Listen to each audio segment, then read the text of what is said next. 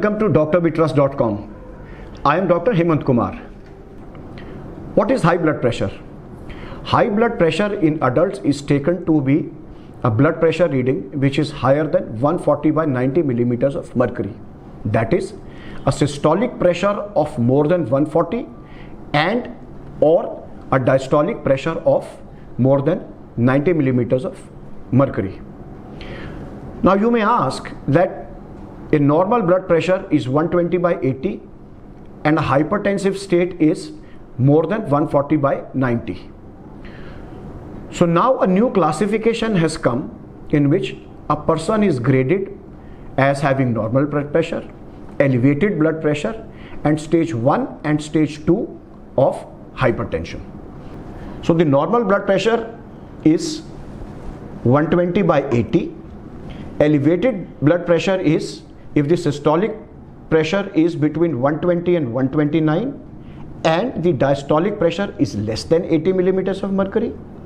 Stage 1 hypertension is between 130 and 139 millimeters of mercury, or the diastolic pressure between 80 to 89 millimeters of mercury. Stage 2 hypertension is 140 millimeters or higher and a diastolic pressure of 90 millimeters or higher.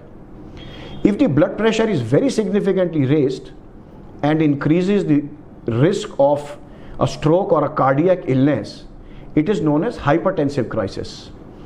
A blood pressure of 180 millimeters of or more of systolic pressure or a diastolic pressure of 120 millimeters of mercury or more is classified as hypertensive crisis. It is, however, important that to be labeled as hypertensive or suffering from high blood pressure, the blood pressure is taken on two separate occasions at least 48 hours apart. See, what happens is that our blood pressure fluctuates in response to several environmental factors. So if you have just climbed a flight of stairs, for example, or if it is too cold around you, or if you are under stress, your blood pressure is likely to be increased momentarily.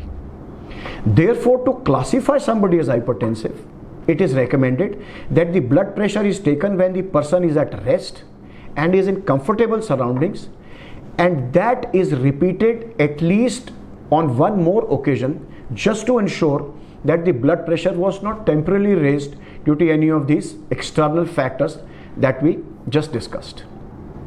Hope you found this useful. Thanks for watching. For more such videos, visit drvitrust.com.